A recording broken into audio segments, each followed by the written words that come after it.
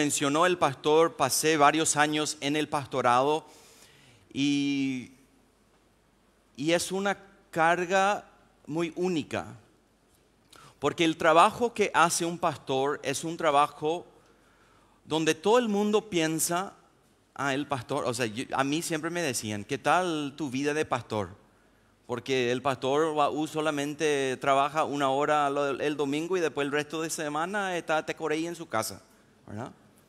Así piensan ustedes de tu pastor.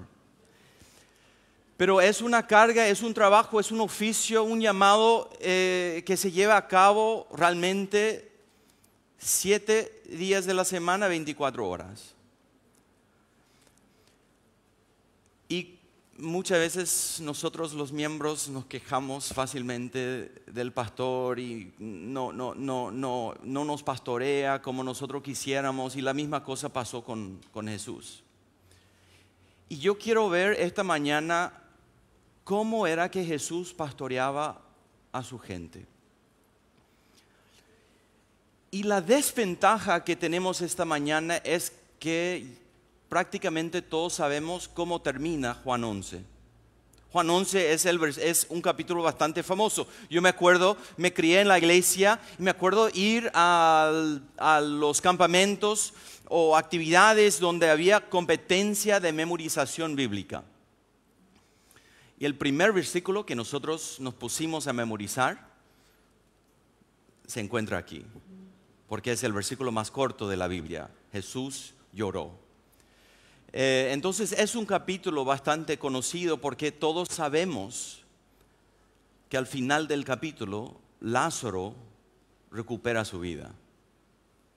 Y es una desventaja porque nosotros muy difícilmente entramos en el sentimiento, en el llanto, en el quebranto del capítulo, de la primera parte del capítulo.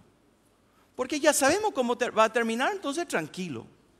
No se preocupe María, no se preocupe Marta, no se preocupe demás pueblo. Lázaro va a recuperar la vida.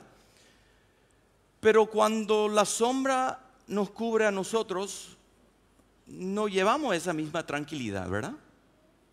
Cuando Jesús decide pastorearnos a nosotros como hizo con María y Marta, ¿cómo es que nosotros reaccionamos?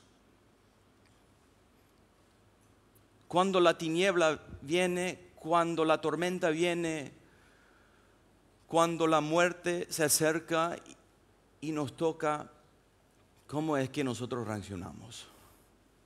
Entonces, por eso quiero que nosotros entremos tratando de borrar la expectativa y el conocimiento de que Lázaro termina viviendo de nuevo. Porque es un momento difícil para ellos. Y siempre es muy importante que nosotros tengamos en cuenta de que cuando Jesús hace un milagro en el Nuevo Testamento, hay una enseñanza superficial y hay una enseñanza fundamental. Por ejemplo, cuando Jesús alimentó a los 5,000 con algunos peces y algunos pancitos, la mayoría de la gente sacó de esa enseñanza, wow, comimos bien hoy. Pero había otro grupo que prestó más atención, que aprendieron que Jesús es el pan de vida eterna, ¿verdad? Y es así también con ese milagro que vamos a ver hoy, que hay una enseñanza superficial, pero también hay una enseñanza más importante. Entonces, al finalizar la prédica de hoy, quiero que llevemos 3 cosas en el corazón, 3 principios.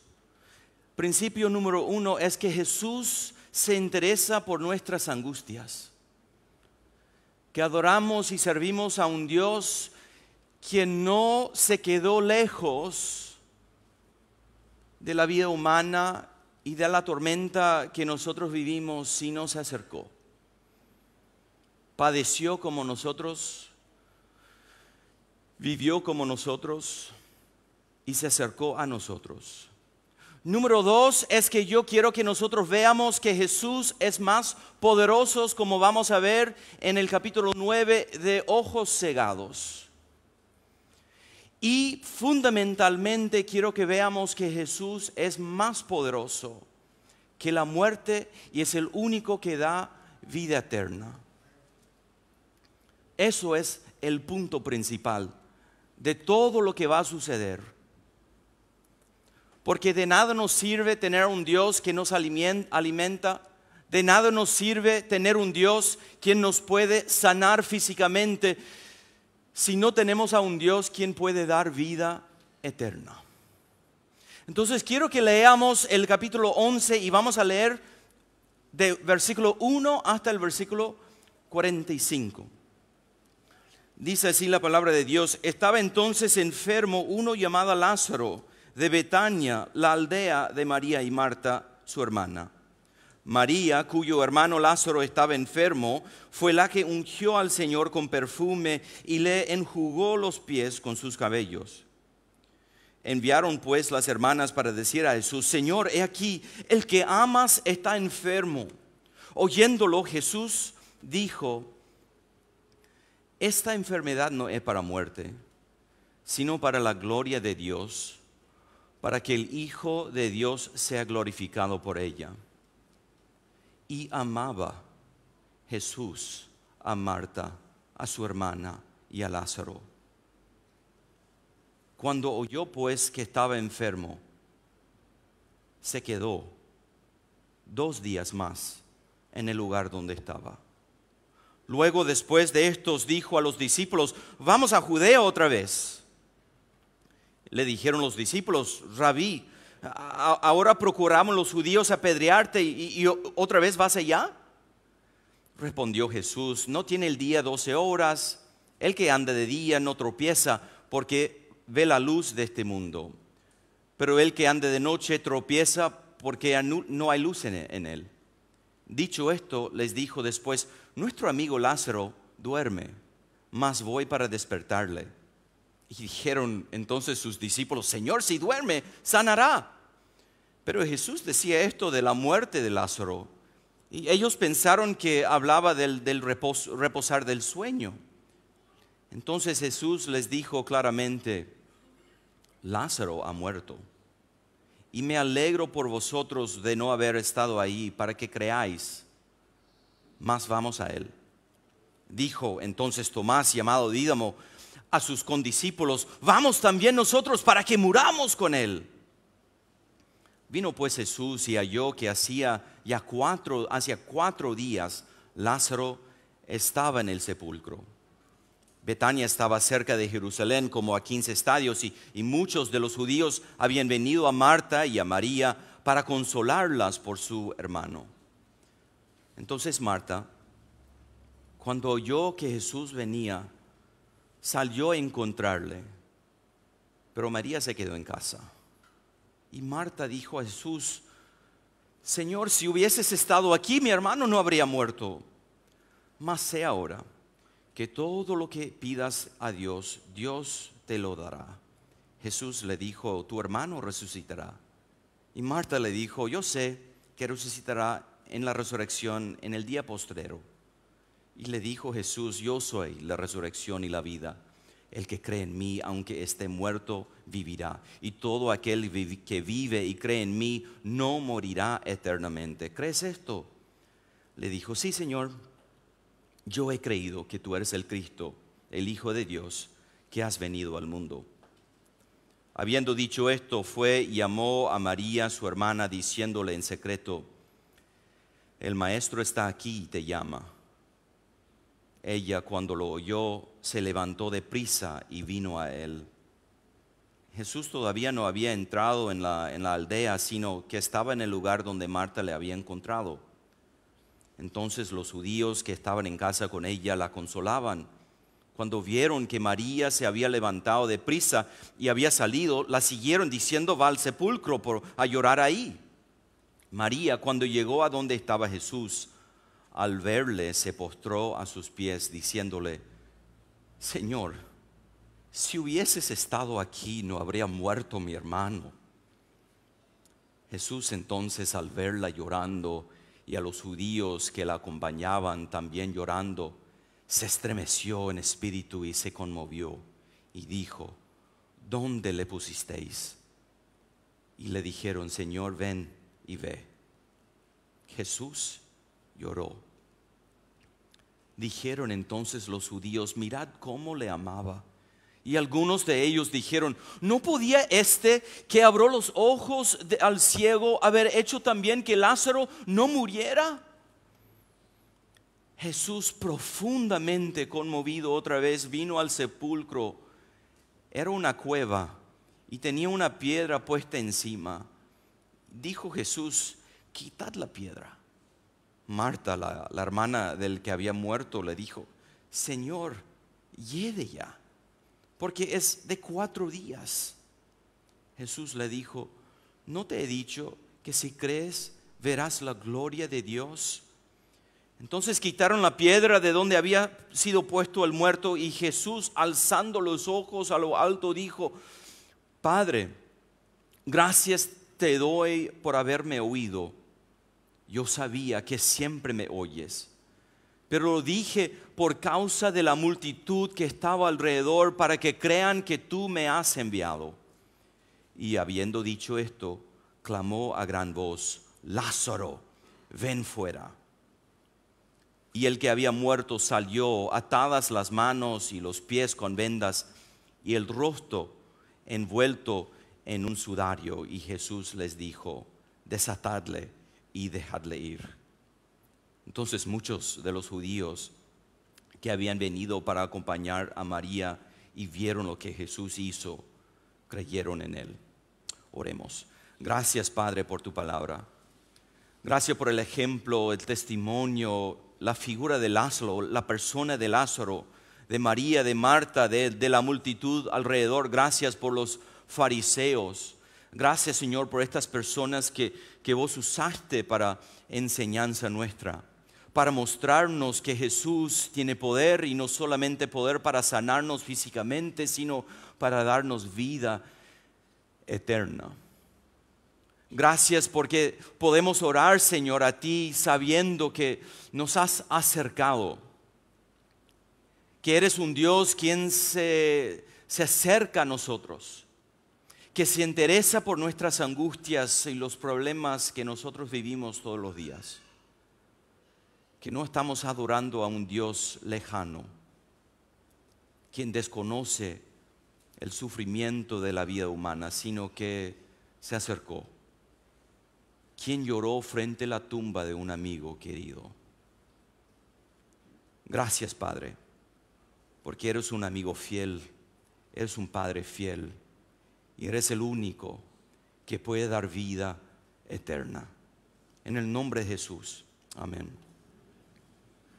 Entonces, 3 puntos que quiero que saquemos de esta enseñanza. Uno es que Jesús se interesa por las angustias nuestras. 2, Jesús tiene poder por encima del mundo físico. Y 3, y más importante, más fundamental, Jesús tiene poder para darnos vida eterna.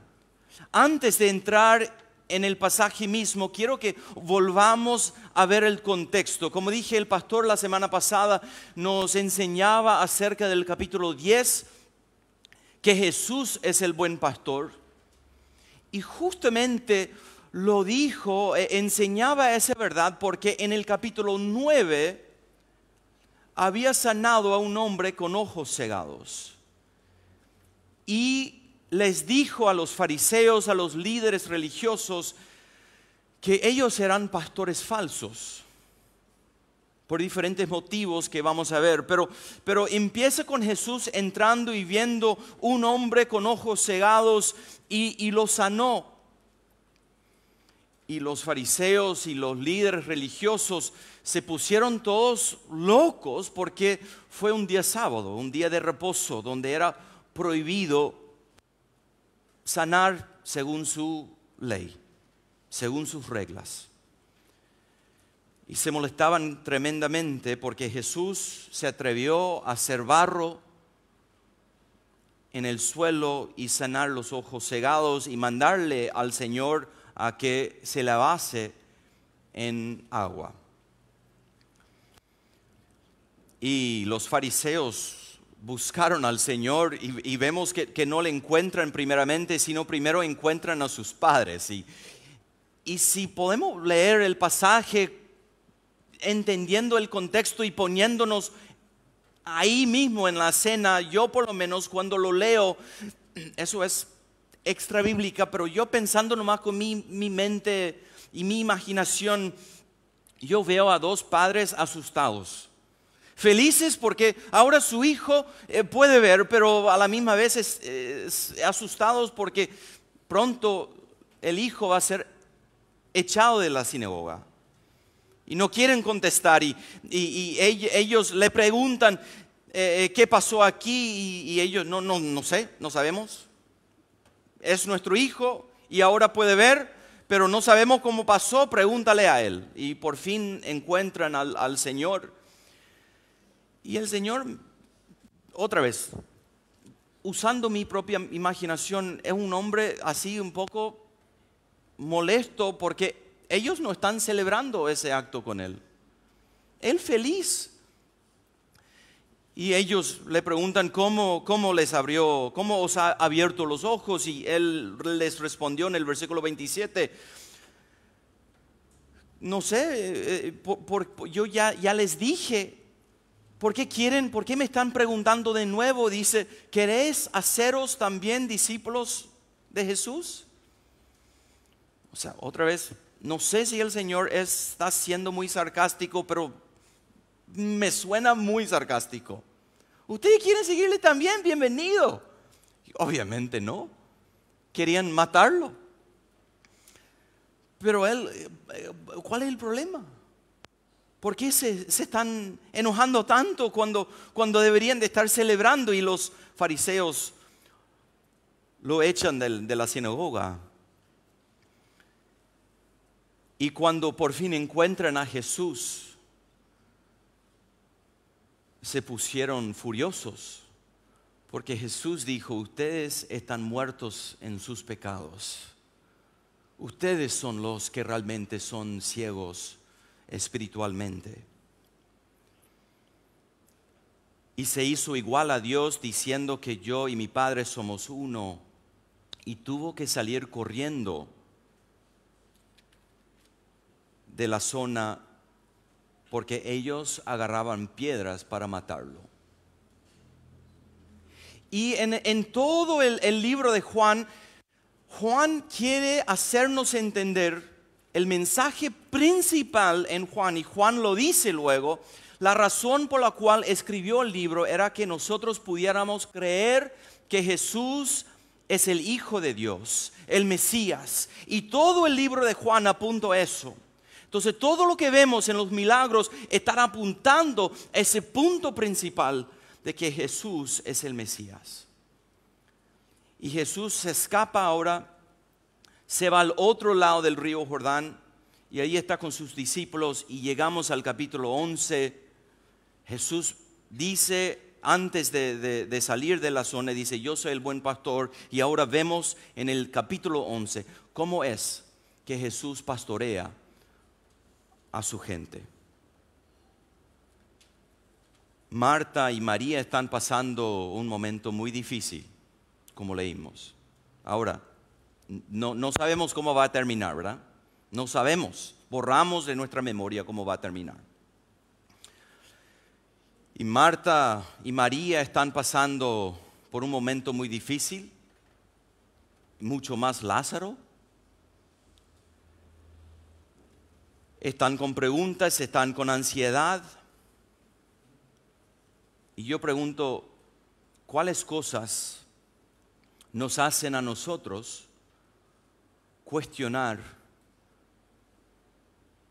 a Dios, a su bondad, a su amor, su existencia? Porque si ahora mismo no estás en un momento oscuro, lo más probable es que viene, porque así es la vida, ¿no? La semana pasada vimos un versículo bastante utilizado por mucha gente. Jesús vino para darnos vida y vida en abundancia. Y es cierto, pero no significa que no viene la tormenta.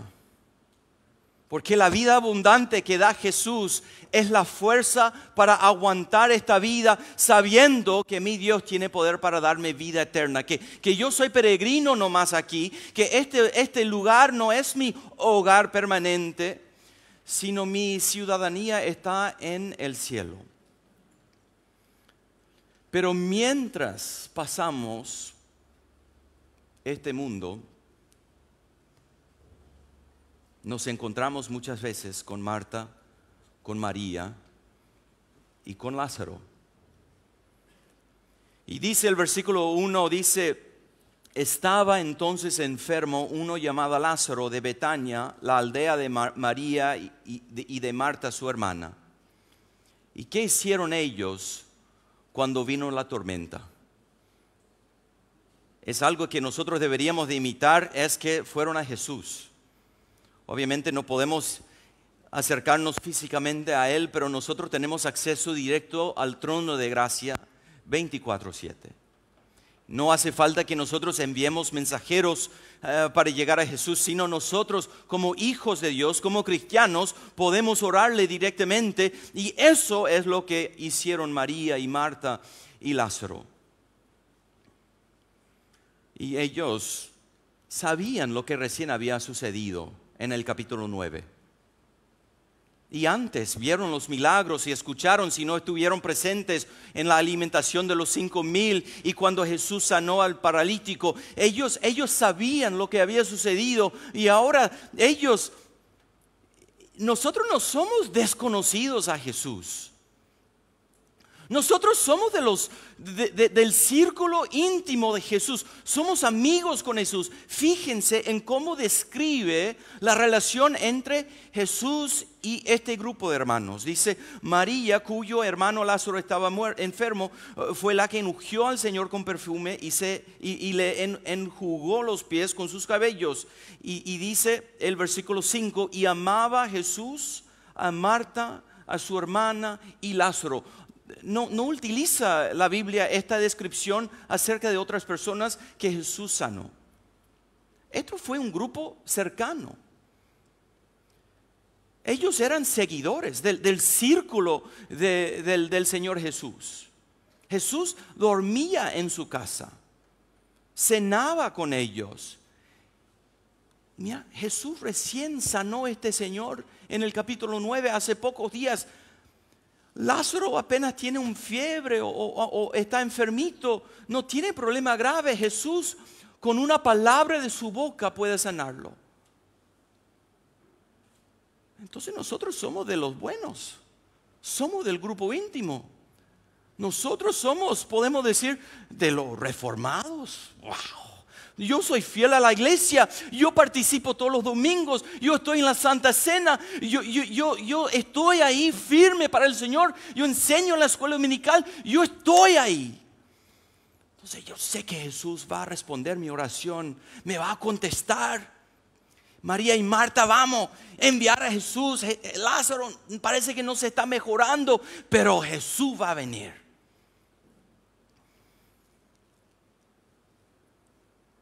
Pero llegamos, y eso es lo que me llama poderosamente la atención. Vemos el versículo 5: y amaba Jesús a Marta y a su hermana y a Lázaro. Y cuando oyó pues que estaba enfermo, esperamos que diga, y salió corriendo. Salió corriendo al pueblo para sanar a su amigo. Pero no dice así. Dice, se quedó. ¿Cuántas veces hemos estado orándole al Señor? Señor, esto está pasando y yo tengo fe, Señor, que tú puedes cambiar la situación, sea una enfermedad, sea algo de trabajo, sea un matrimonio quebrantado o lo que sea. Señor, yo tengo fe.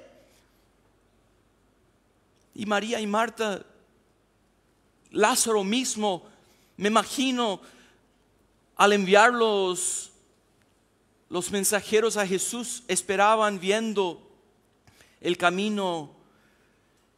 Seguramente va a llegar mañana Jesús, seguro va a pasar toda la noche caminando para llegarnos, seguramente, y viene un día y otro y no llega. Algo lo detuvo, es un hombre muy importante, seguro va a llegar y no llega. Y cada vez Lázaro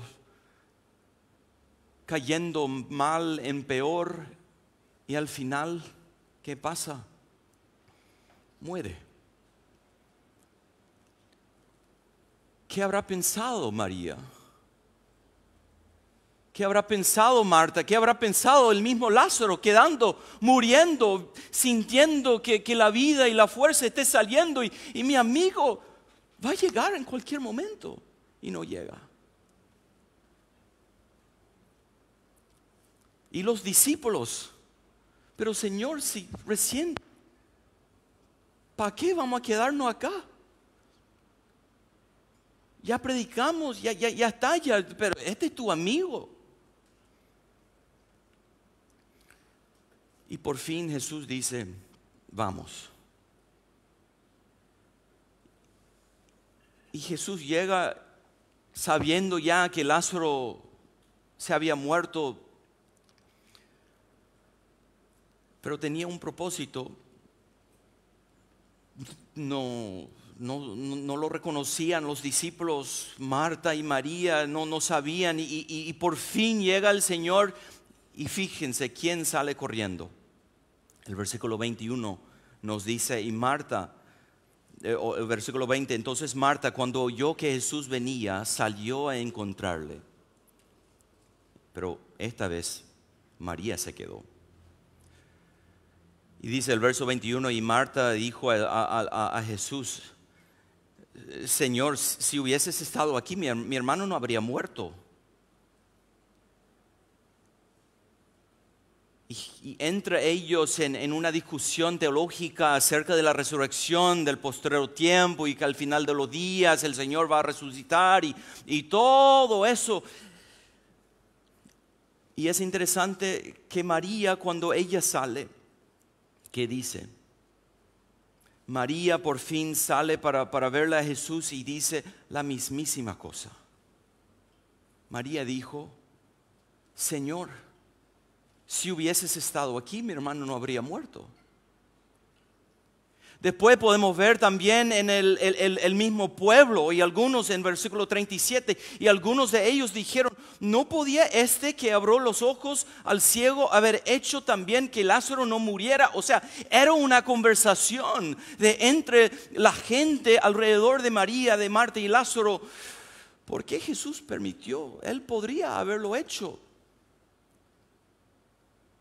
Y nosotros otra vez preguntándonos a nosotros mismos de nuestra situación, de nuestras angustias.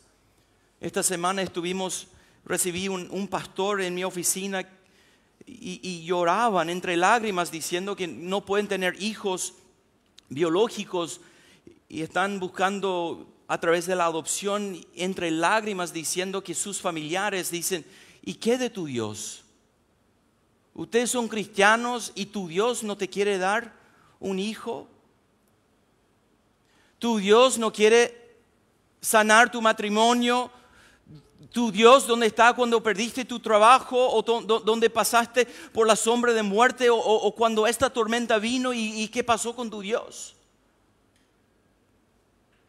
Uno de mis versículos favoritos de toda la Biblia es Marcos 9:24. Cuando el Señor le preguntó a un papá, ¿crees que yo puedo sanar a tu hijo? Y el Señor respondió con una frase con el cual yo me identifico muchísimo. Dice, creo, ayuda mi incredulidad. Señor, yo quiero creerte. Yo demasiado deseo entender lo que estás haciendo. Yo quiero entender el por qué, pero María y Marta le llegan y le dicen, Señor, si hubieses estado aquí, mi hermano no habría muerto. Entiendo que tienes un plan, no me gusta, no entiendo, pero quiero entender, quiero confiarte, pero me está costando mucho hoy, Señor, confiarte. Y muchas veces nosotros estamos en esa misma situación, ¿no es cierto? Donde las palabras, las explicaciones teológicas no dan, es simplemente poner nuestra mano en la mano de nuestro Señor y decir, creo, ayuda a mi incredulidad. Yo quiero confiarte, pero Señor, para serte sincero, me está costando hoy. Y vivimos en un mundo de enfermedades, de muerte, familias rotas, niños vulnerables, guerra, robo, asesinato, violación, corrupción.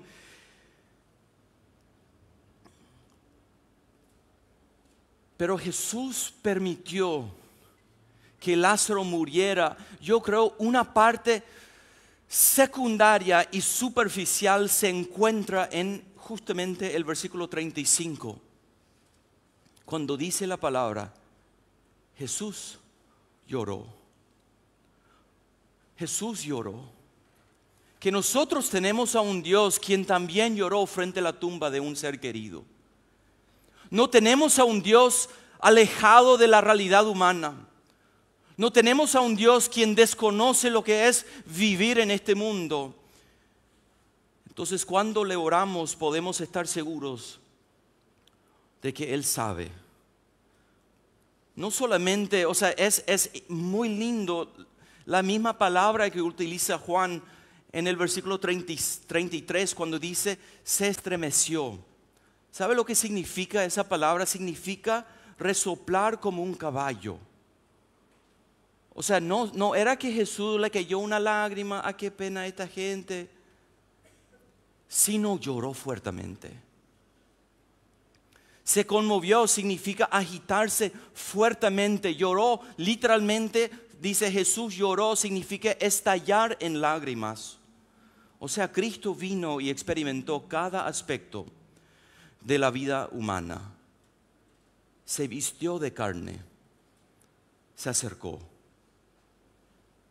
Bien podría haberlo sanado antes, pero permitió que Lázaro muriera.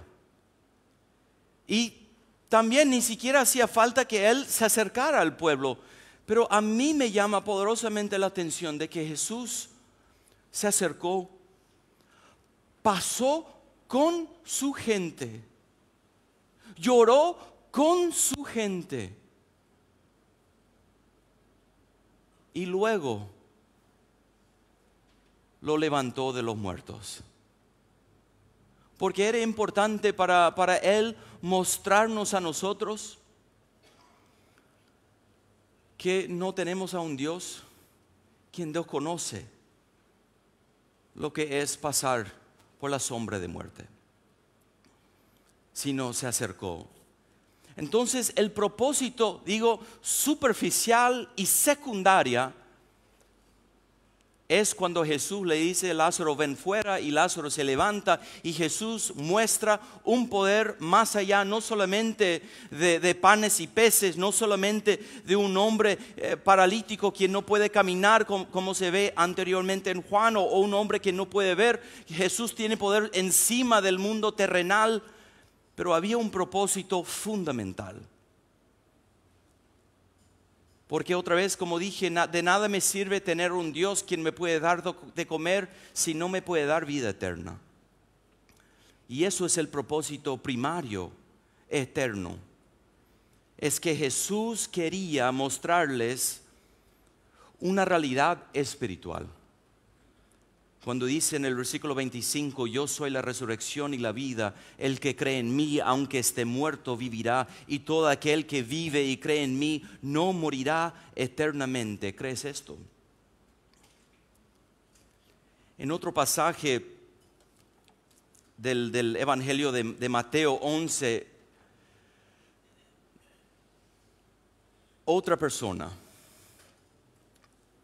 manda a Jesús, a sus discípulos, a Jesús con una pregunta, es Juan el Bautista.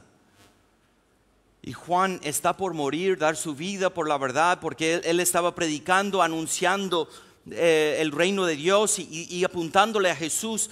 Y llega a un punto donde Juan mismo empieza a hacer dudas, empieza a tener dudas acerca de la persona de Jesús. Y otra vez, otra persona, en medio de la angustia, la tormenta, con una pregunta sumamente fuerte, porque manda a sus discípulos a preguntarle a Jesús, ¿eres tú el Mesías o deberíamos de esperar para otro Mesías? La pregunta real es, ¿voy a perder la cabeza y dar mi vida? ¿Voy a morir ahora de balde? ¿O eres tú realmente el Mesías?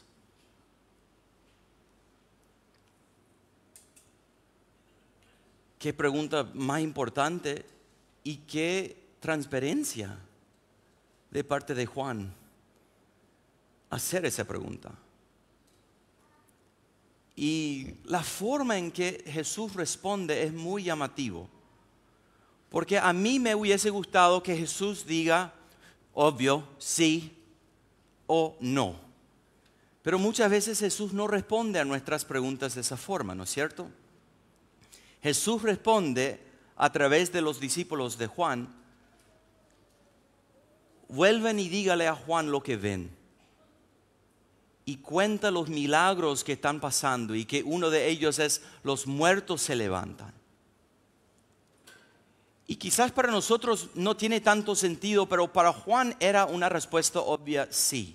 Porque Juan y los demás judíos estaban esperando al Mesías. Y en el Antiguo Testamento, como Isaías 35, Isaías 61, hay ciertas cosas que el pueblo está esperando que van a marcar la vida del Mesías y el reino de Dios en el mundo. Y ellos estaban esperando. Y para nosotros no entendemos, hay que prestar más atención. Pero uno de esos es que los muertos van a levantarse. Que Jesús va a tener un poder sobrenatural más allá del cuerpo físico y más allá aún para dar vida y vida eterna.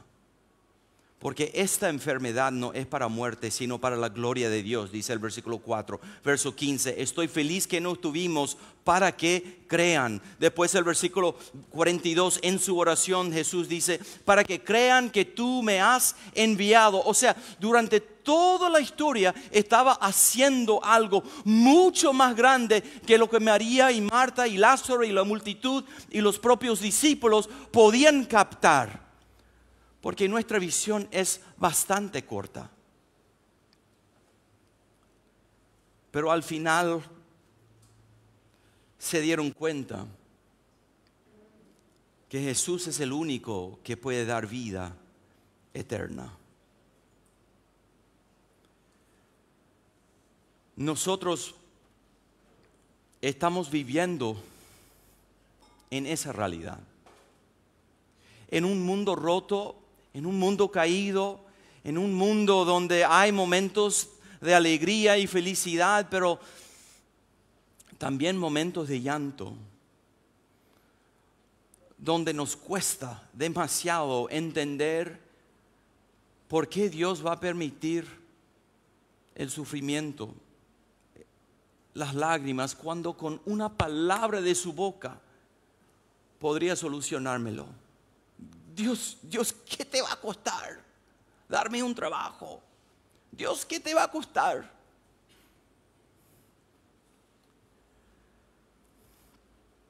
Pero Dios no funciona de esta forma.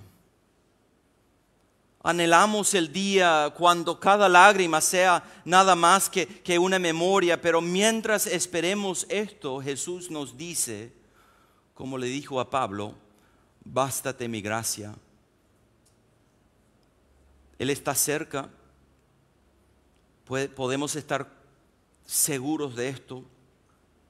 Él está haciendo algo que por supuesto no podemos entender, ni no vamos a entender. Me acuerdo, mis hijas cuando eran chiquititas, demasiado querían meter la llave en el enchufe, ¿verdad? Demasiado querían. Y yo tapando su mano para que no la enchufaran. Y mi papá, ¿qué mata fiesta, qué agua fiesta es? No quiere que yo pase bien. Eso va a ser divertidísimo. Por fin mi hija mayor logró hacerlo. Y se encontró el por qué no es tan divertido, ¿verdad? Y muchas veces nosotros somos iguales. No entendemos por qué Dios pueda permitir esto. ¿Por qué Dios pueda permitir que la sombra llegue?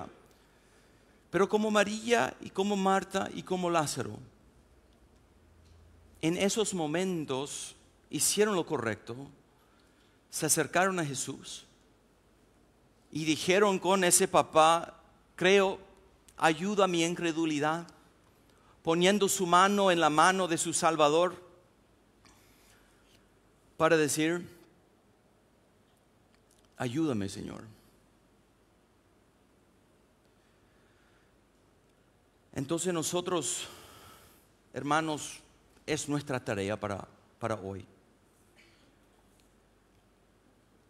Entender y agarrar la promesa, la realidad, aferrarnos a la realidad de que sí Jesús se interesa por las angustias nuestras, de que sí Jesús tiene poder sobre cuerpos débiles y el mundo físico.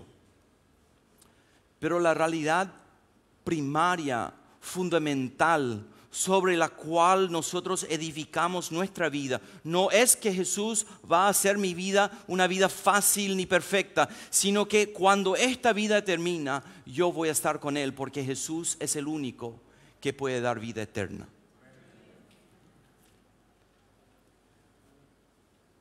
Y para terminar, es interesante, Lázaro sí murió una segunda vez.